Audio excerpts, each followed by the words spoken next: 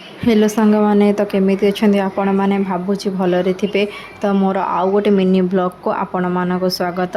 तो आज केमिति कौन प्लान अच्छी तो चलते आप सहित सेयार करी। तो मुझे रेडी हो जाइए बिकज मत खोर्धा जबार था। देन मुझे बस को वेट करी। फाइनाली मो बस आसी जाइथिला।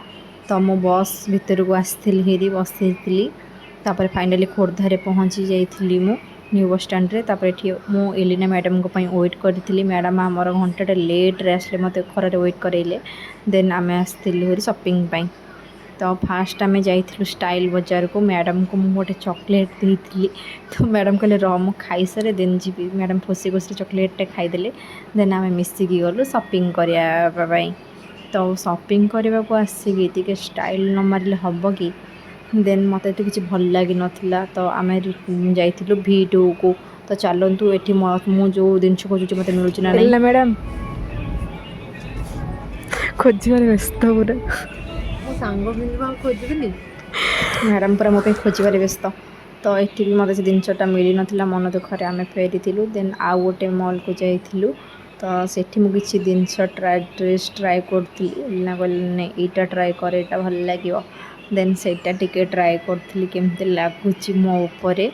तापरे फाइनाली मु मोर जिनस मु जहाँ खोजुली मत मिलगला। देन सेटा मु धरिकी खुशी खुशी रे गली। तापर आम बाहरलु। देन मत भोक करूला तो लगे मुझे चल कौन खाइबा। देन आसिक आम बिरियानी खाइबा बसिलु।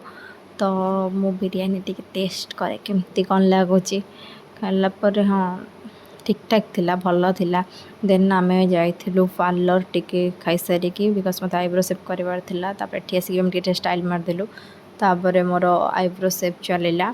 आईब्रो सेप करिकी देन सी मत नहीं छाड़िला न्यू बस स्टैंड बिकज मत बस पुणी रिटर्न करार थिला।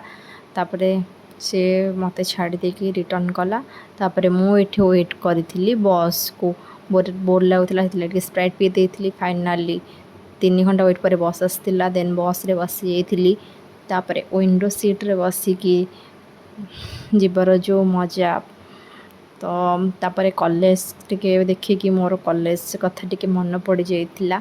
देन मु आसिकी पहुँच जाइली घरे। फाइन देखुवे तो मोर अवस्था कौन है। तो मुझे जाऊँगी फ्रेश हेबी। तो मो वीडियो ये एंड कर। जब आपको भल लगी लाइक कमेंट शेयर कर चैनल को सब्सक्राइब करूँ। Thank you.